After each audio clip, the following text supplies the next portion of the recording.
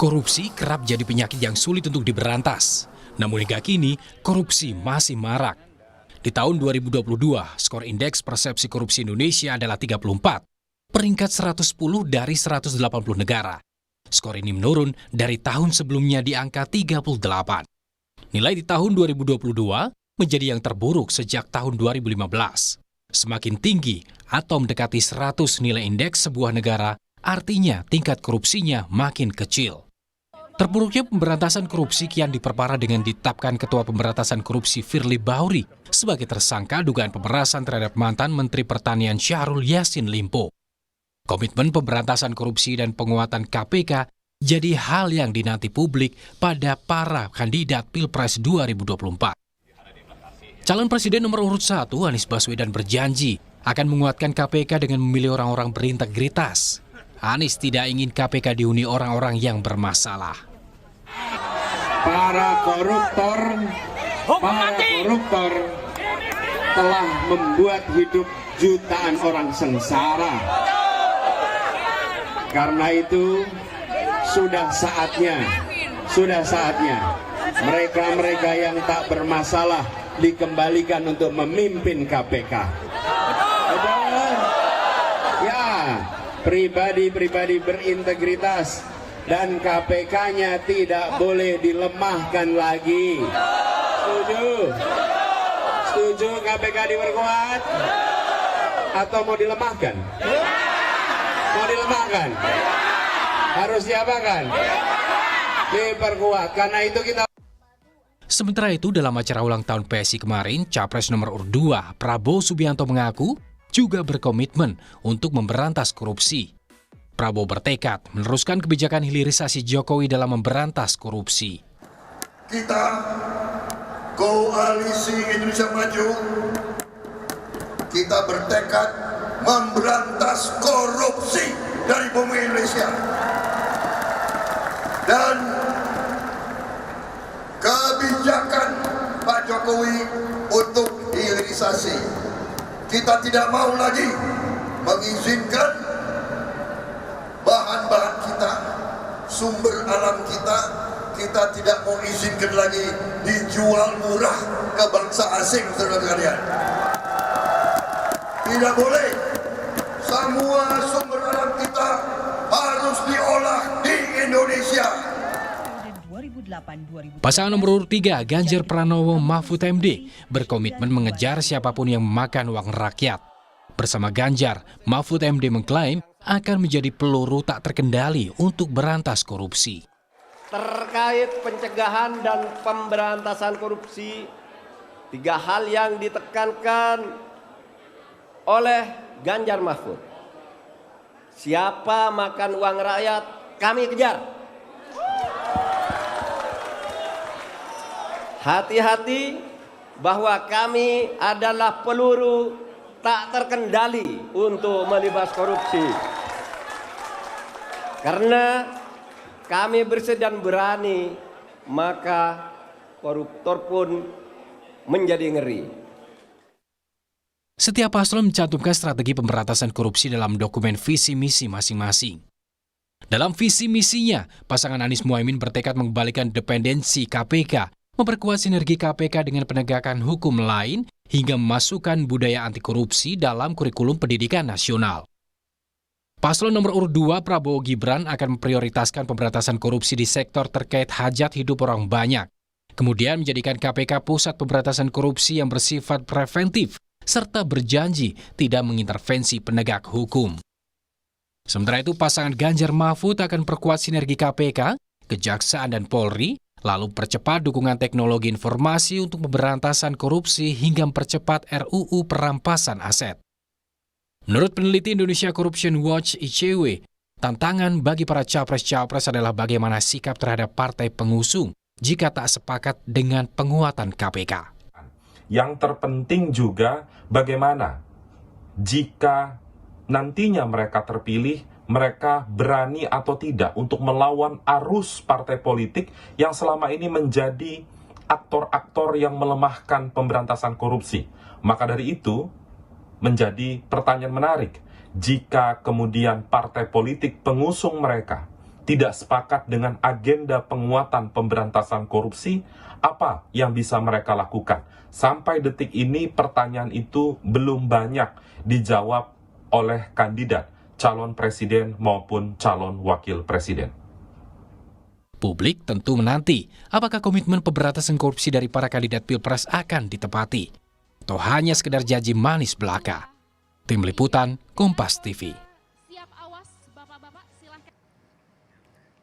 Seperti apa komitmen para kandidat Pilpres 2024 soal penguatan KPK dalam memberantas korupsi? Kita bahas bersama Taufik Basari, penasihat tim hukum Anies Muhaimin, lalu ada Habibur Rahman dari tim TKN Prabowo Gibran, Bung Roni Talapesi, Jubir TPN Ganjar Mahfud, dan Danang Widoyoko, Sekjen Transparency International Indonesia. Selamat malam, Bapak-Bapak, Mas. Selamat malam. Selamat malam. Selamat malam. Saya akan menggali soal ini, terutama jelang debat perdana nanti. Saya mulai dari berkaca pada indeks persepsi korupsi kita terendah sejak 2015. Diperparah juga dengan kasus ketua KPK nonaktif yang kini jadi tersangka pemerasan. Apa sebenarnya komitmen masing-masing paslon untuk pemberantasan korupsi yang real, yang logis, yang bisa strategis diterapkan? Dari mulai Bung Tobas, silakan. Ya, kalau kita lihat dari indeks persepsi korupsi kan terus menurun ya. Ini adalah yang paling terbawah ya yang kita pernah alami. Ya. Dan kemudian kita tentu butuh agar kita bisa mengalami kenaikan kembali. Nah, oleh karena itu salah satu yang memang didorong adalah penguatan terhadap KPK. Ya, bicara soal penguatan KPK ini bukan bicara soal akan ya kalau untuk Mas Anies ya. Mas Anies ini sejak dahulu memang punya rekam jejak terlibat di dalam advokasi untuk pemberantasan korupsi ya. Mas Anies ini adalah inisiator dari GERAM, Gerakan Rakyat Anti Mafia Hukum, ketika ada kasus Gayus, kemudian terlibat di dalam tim 8 ketika kasus Cicak Buaya. Ketika menjadi rektor juga beliau mewajibkan para mahasiswanya untuk ikut dalam mata kuliah hukum, mata kuliah dasar umum ya, untuk anti korupsi di Paramadina. Nah, jadi dari rekam jejak ini sudah jelas bahwa Mas Anies punya cara-cara ya bagaimana kemudian kita ingin memastikan KPK menjadi kuat dan itu akan dijaga oleh pemerintah supaya menjadi kuat dengan tidak juga mengintervensi ya proses penegakan hukum dan kemudian juga memastikan bahwa ada kerjasama yang baik antara KPK dengan instansi penegak hukum lainnya karena memang tidak bisa sendiri ya KPK untuk bekerja. Dan selanjutnya juga kita juga mendorong percepatan untuk pembahasan RUU Perampasan Aset sebagai salah satu alat ya untuk kita bisa memajukan kembali indeks persepsi korupsi kita ya supaya ada kepercayaan masyarakat bahwa ada niatan yang baik dari negara untuk juga memiskinkan para koruptor ini. Kalau dari Bung Habib apa langkah strategis dan regulasinya juga? Ya, kita jelas di Astacita ke-7 ya, memperkuat reformasi politik, hukum, dan birokrasi, serta memperkuat pencegahan dan pemberantasan korupsi. Nah, strateginya kami tentu tidak hanya memperkuat KPK, tapi juga memperkuat dua institusi lain yang memberantas korupsi, yaitu Kejaksaan dan Kepolisian. Kita lihat bahwa belakangan Kejaksaan juga menunjukkan prestasi yang luar biasa. Tahun 2022 saja Kejaksaan mengembalikan kerugian keuangan negara sekitar 21 triliun rupiah ya. Juga Kepolisian ya. Jadi strateginya yang paling penting adalah bagi kami ada 3 treatment. Yang pertama adalah edukasi ya. Bagaimana kita mengedukasi masyarakat soal pentingnya pemberantasan korupsi ini dan mendeteksi perbuatan-perbuatan apa saja yang memang masuk ke ranah tindak pidana korupsi sejak dini ya. Kemudian juga pencegahan, bagaimana kerja-kerja di eksekutif ya bisa diawasi secara ketat sehingga bisa mencegah terjadinya penyimpangan-penyimpangan. Dan yang penting juga ya, tak kalah pentingnya adalah penindakan. Nah, 3 hal tersebut, edukasi, pencegahan, dan penindakan itu kita dorong untuk simultan dilakukan bersamaan dan semuanya diprioritaskan sehingga hasil akhirnya juga adalah kita tidak hanya memenjarakan orang ya, kami ulangi, tidak hanya memenjarakan orang tetapi bagaimana memaksimalkan aset recovery ya atau penyelamatan dan pengembalian keuangan negara. Ini yang merupakan strategi utama kami ya dalam pemberantasan korupsi. Baik, kalau Bung Roni apa langkah konkretnya? Iya, kami pasangan dari Ganjar Mahfud adalah mewujudkan supremasi hukum dan sistem hukum nasional yang bersih, berkeadilan, dan progresif. Dan juga pun untuk khusus terhadap korupsi, kita lihat bahwa rekam jejak dari Pak Ganjar dan Pak Mahfud, Pak Ganjar di Jawa Tengah sudah melakukan program yaitu 29 desa anti korupsi. Jadi korupsi ini mulai dari tingkatan paling bawah, dari tingkatan desa. Kemudian kalau Pak Mahfud kita lihat banyak perkara-perkara korupsi yang dikawal sama beliau. Salah satu contohnya Asabri ketika berhadapan dengan oknum tentara, beliau juga pun ikut mengawal kasus korupsi dan masih banyak kasus korupsi yang lainnya. Dan buat kami adalah pemberantasan korupsi ini adalah program prioritas dari kami karena kami melihat bahwa akar permasalahan dari bangsa ini adalah korupsi. Kemudian kita akan jangka pendeknya adalah soal rekrutmen sumber SDM yang bersih, akuntabel, dan bebas dari korupsi agar menempati posisi-posisi jabatan strategis. Dan untuk jangka panjangnya adalah kita memperkuat peran dari lembaga penegak hukum seperti KPK, Polri atau Kejaksaan, dan juga pun yang menarik yang disampaikan oleh Pak Mahfud adalah kita akan menegakkan hukum secara tegas dan menghukum dan dengan sanksi yang maksimal untuk tindak kejahatan korupsi. Kalau yang disampaikan oleh Pak Ganjar kemarin adalah mengirimkan mereka ke Nusa Kambangan supaya ada efek jera untuk para koruptor. Kalau Bung Danang, tampaknya pemberantasan korupsi, penguatan KPK ini ada di visi misi masing-masing paslon. Tapi apa sih sebenarnya yang masih kurang atau yang masih belum strategis untuk menjawab permasalahan korupsi hari ini? Ya, saya kira ada satu hal penting yang agaknya masih kurang ya sebetulnya, bahwa penguatan KPK itu diperlukan. Sebetulnya tadi kan sudah disinggung, Ya. Firly Bahuri jadi tersangka dan ada banyak tokoh sosok yang bermasalah menjadi pimpinan KPK. Jadi saya kira penguatan KPK itu menjadi agenda penting ya, dan itu mestinya bukan ini ya, karena beberapa visi misi itu menempatkannya penguatan KPK dan lain-lain gitu kan, dan polisi dan kejaksaan dan kehakiman.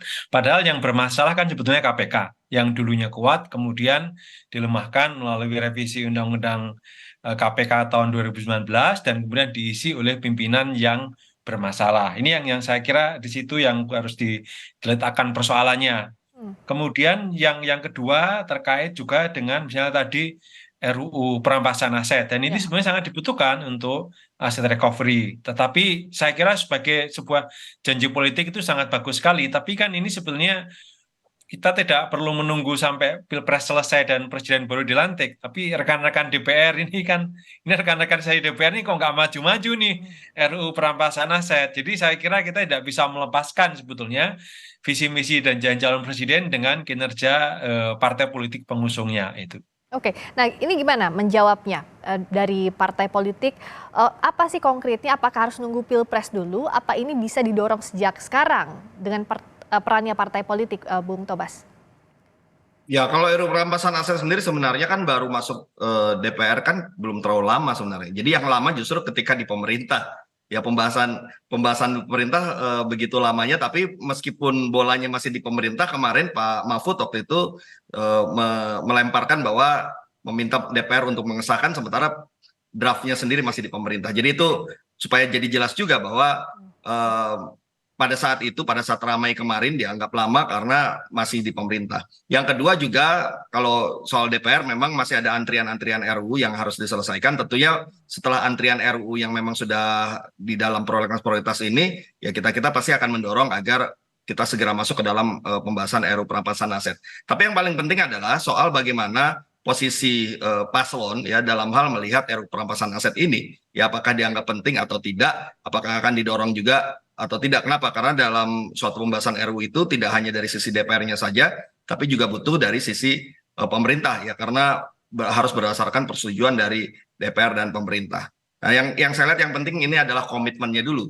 Ya komitmen kita terhadap strategi untuk pemberantasan korupsi, termasuk hal-hal apa saja yang harus kita pastikan ya, perangkat-perangkat yang kita siapkan untuk memastikan ada upaya-upaya yang konkret dan jelas dalam hal kita melakukan pemberantasan korupsi dan menciptakan good governance, clean governance, supaya pemerintahan kita bisa lebih baik lagi. Kalau dari Bung Habib gimana? Untuk komitmennya itu apa yang dijanjikan? Bung Habib, boleh di-unmute? Ya, seperti yang kami sampaikan bahwa penguatan penguatan lembaga-lembaga pemberantasan korupsi. Halo? Ya, silakan. Sudah terdengar sekarang. Halo? Ya, sudah Yes. terdengar. Silakan. Jadi penguatan lembaga atau institusi pemberantasan korupsi ya bukan hanya KPK, kepolisian dan kejaksaan kan terus kita dorong baik lembaganya masing-masing maupun regulasinya. Di antaranya regulasi terkait undang-undang untuk mempermudah pemberantasan korupsi. Ya. Kami bukan pihak yang menentang undang-undang perampasan aset. Kami siap membahasnya di DPR ya. Dan itu kan sebagaimana disampaikan Pak Taufik Basari, beliau kan di Balik, beliau paham sekali. Memang namanya pembahasan undang-undang itu kan ada urutannya, ada antriannya. Kayak di Komisi 3 saja sekarang ada beberapa undang-undang yang tertunda. Karena memang keleluasan waktunya tidak begitu seperti tahun-tahun sebelumnya ya. Sekarang kalau nggak salah ada 2 atau 3 undang-undang yang harus diperpanjang. Tadinya kan 2 kali masa sidang. Di Komisi 3 ada undang-undang KUHP dan undang-undang Mahkamah Konstitusi yang tertunda ya. Padahal ini sudah dibahas juga sudah sejak lama. Kalau nggak salah sejak awal tahun ini ya. Jadi memang nggak gampang. Kayak KUHP saja kemarin perlu waktu bertahun-tahun selesai. Begitu juga banyak sekali undang-undang lain. Ya, jadi kami terus mendorong ya produk-produk tersebut segera dibahas di DPR. Kalau dari Bung Roni seperti apa komitmennya tadi yang jadi catatan Mas Danang salah satu perampasan aset? Kalau paslon lain kan masih bertekad ya untuk melakukan pencegahan korupsi. Kalau kami Pak Ganjar sudah melakukan di Jateng ya. Programnya yaitu Pak Ganjar mendorong menggolkan perda khusus tentang pendidikan anti korupsi. Di Jateng juga ada agen-agen penyuluh anti korupsi yang didampingi oleh KPK. Nah juga pun program penyuluhan anti korupsi ini sudah masuk ke sekolah, dunia usaha, lembaga yang berkaitan dengan perizinan-perizinan. Sehingga bisa dipantau semuanya. Ini adalah salah satu yang akan dibawa dan diadopsi di tingkatan nasional oleh Pak Ganjar dan Pak Mahfud. Dan juga yang tadi saya sampaikan di awal bahwa di Jawa Tengah Pak Ganjar membangun 29 desa anti korupsi dan memberikan penyuluhan pendidikan kepada 23 sekolah di Jawa Tengah. Inisiatif-inisiatif ini akan dikembangkan di level nasional nantinya. Dan juga kalau bicara soal Pak Mahfud sebagai Menko Polhukam mengkoordinir kasus-kasus besar terkait dengan korupsi dan ini menjadi modal penting untuk memperkuat sinergi antar KPK, Kejaksaan dan Polri. Perampasan aset dan penguatan KPK merupakan semua satu paket ya menjadi prioritas kerja dari pasangan Ganjar Mahfud. Dan perlu diingat Mbak Friska bahwa pasangan Ganjar Mahfud ini adalah koalisi yang ramping. Tentunya ke depannya kita akan lebih mudah cepat memperjuangkan terkait dengan anti korupsi.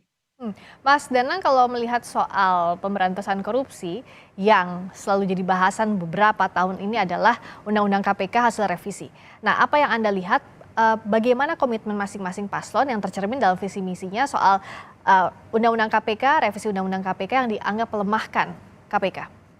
Ya, sebetulnya yang paling berbahaya dari hilangnya independensi KPK ini adalah sebetulnya KPK menjadi alat politik ya, karena KPK kemudian dia menjadi bagian dari eksekutif, bukan lembaga independen lagi. Dan ini isu persoalan lama dalam hukum kita, bagaimana politisasi penegakan hukum atau menggunakan hukum untuk kepentingan kekuasaan. Ini yang saya kira menjadi PR lama dalam peradilan kita dan ini juga disinggung sebetulnya dalam hampir semua visi misi capres kita ya, jadi mencegah hukum jadi alat kekuasaan, menghindari politisasi aparat penegak hukum. Ya. Tetapi yang bahaya saya kira perlu kita tanya adalah bagaimana nanti capres terpilih ini tidak menggunakan KPK ya atau alat penegak hukum lain untuk menekan oposisi atau merepresi masyarakat. Ini yang saya kira penting. Termasuk juga merepresi kebebasan berbicara seperti rekan Haris dan Fathia yang hari ini juga harus menghadapi gugatan gitu karena bersikap kritis. Ini yang saya kira berbahaya ke depan dari aspek lain dari pelemahan KPK itu. Nah, saya sekarang tanya komitmen masing-masing jubir mewakili capres-cawapresnya. Bagaimana untuk penguatan KPK ini termasuk catatan dari Mas Danang agar alat penegak hukum ini tidak jadi alatnya kekuasaan, Bung Tobas? Ya, pertama harus dari diri sendiri dulu ya. Jadi ketika misalnya pasangan Amin ini akan menjalankan pemerintah, maka pemerintah penguasa yang nanti akan berkuasa, dia harus mampu untuk menahan dirinya, tidak melakukan intervensi terhadap penegakan hukum. Kemudian tidak mengajukan kepentingan-kepentingan politik ya dalam hal menggunakan hukum sebagai alat untuk kepentingan penguasa. Jadi dari diri sendiri dulu yang harus bisa menahan diri ya untuk tidak masuk ke ranah penegakan hukum yang harus independen dan profesional. Yang kedua, tentunya dari sisi yang sebaliknya juga institusi penegak hukum juga harus bisa dijaga independensinya ya dengan kemudian dikuatkan secara instrumennya, dikuatkan secara kelembagaannya dan dikuatkan juga secara SDM-nya sehingga ketiga hal ini ya bisa diperbaiki untuk memastikan bahwa orang-orang yang akan melakukan penegakan hukum ini adalah orang-orang yang berkemampuan, berkualitas, berintegritas. Itu yang pertama. Yang kedua, instrumen penunjangnya ada dan secara kelembagaan juga ada penguatan. Nah, jadi yang ketiga, yang terakhir itu adalah bagaimana partisipasi publik. Ya, karena tidak bisa hanya kita mengandalkan pemerintah saja, tidak hanya mengandalkan instansi penegak hukum saja, tapi juga ada pelibatan masyarakat ya di dalam pemberantasan korupsi. Nah, ini yang selama ini selalu dilakukan oleh Mas Anies. Karena Mas Anies itu terlibat secara langsung dalam advokasi anti korupsi bersama masyarakat sipil. Nah, oleh karena itulah pengalaman menggerakkan masyarakat, pengalaman bekerja bersama-sama, melakukan advokasi bersama masyarakat, ini menjadi pengalaman yang berharga untuk juga memastikan bahwa masyarakat pun juga akan dilibatkan bersama-sama dengan pemerintah dan institusi penegak hukum untuk melakukan gerakan-gerakan anti korupsi dan strategi-strategi untuk mencegah dan memberantas tindak pidana korupsi. Nah, kalau dari Bung Habib, bagaimana jaminannya agar penegak hukum ini tidak jadi alat tekan oleh kekuasaan? Ya, tentu kita paham ya bahwa ikhtiar kita untuk membuat negara kita adalah negara hukum, bukan negara kekuasaan, itu kan terus berlanjut ya. Di era pemerintahan Pak Jokowi ada satu hal besar yang kita lakukan bersama-sama ya, adalah membuat KUHP baru ya. KUHP baru ini mengandung banyak hal-hal positif ya, misalnya konsep yang mengacu kepada restoratif justice ya. Kemudian adanya ajaran dualistik ya, di mana hukum tidak bisa lagi menjadi aparatus represif kekuasaan apabila KUHP azas dualistik ini diterapkan, karena untuk menghukum orang ya, untuk menjatuhkan pidana kepada orang yang mungkin disebut lawan politik, misalnya dengan pasal-pasal ujaran kebencian, haruslah terbukti mens reanya. Nah, saya kemarin ngobrol sama Pak Aris Ashar ya, dan bilang kalau KUHP baru ini sudah disahkan, maka kasus-kasus seperti Anda ini sebetulnya nggak perlu sampai ke pengadilan. Pertama, karena adanya restoratif justice yang dilembagakan. Yang kedua adalah model pembuktiannya yang dualistik ya. Jadi orang berbicara apa tidak lantas diartikan semena-mana untuk memenuhi unsur-unsur delik dalam pidana, tetapi harus dipahami maksudnya apa.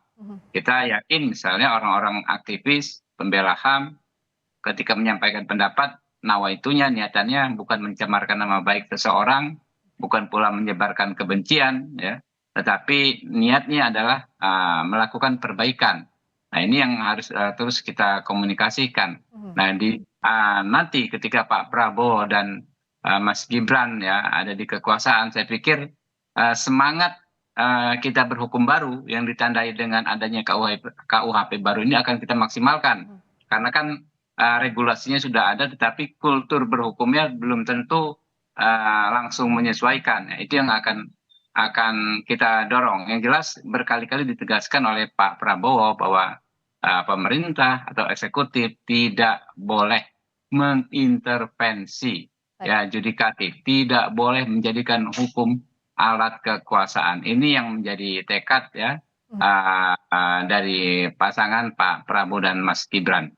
Kalau dari Bung Roni, komitmennya seperti apa? Ya, saat-saat ini kan kita lihat bagaimana situasi hukum di Indonesia sangat memprihatinkan, dan juga pun kalau kita lihat di mana putusan MK di situ dijelaskan ada intervensi dari luar. Nah, menurut kami profil Pak Ganjar dan Pak Mahfud ini kalau soal korupsi dan penegakan hukum saya pikir tidak perlu diragukan lagi. Soal penguatan KPK pasti akan menjadi prioritas Pak Ganjar dan Pak Mahfud. Mereka sangat menguasai masalah. terlibat aktif dalam perjalanan pemberantasan korupsi yang merupakan produk dari reformasi. Dan nanti pemberantasan korupsi ini jadi salah satu tema adu gagasan di debat perdana Selasa depan. Kita akan simak bersama dan pegang komitmennya tentu oleh para calon pemilih. Terima kasih banyak atas waktunya Bung Taufik Basari, penasihat tim hukum Anies Mohaimin. Terima kasih Bung Habibur Rahman, tim TKN Prabowo Gibran. Terima kasih Bung Roni Talapesi, jubir TPN Ganjar Mahfud. Dan terima kasih Bung Danang Widoyoko, Sekjen Transparency International Indonesia. Selamat malam.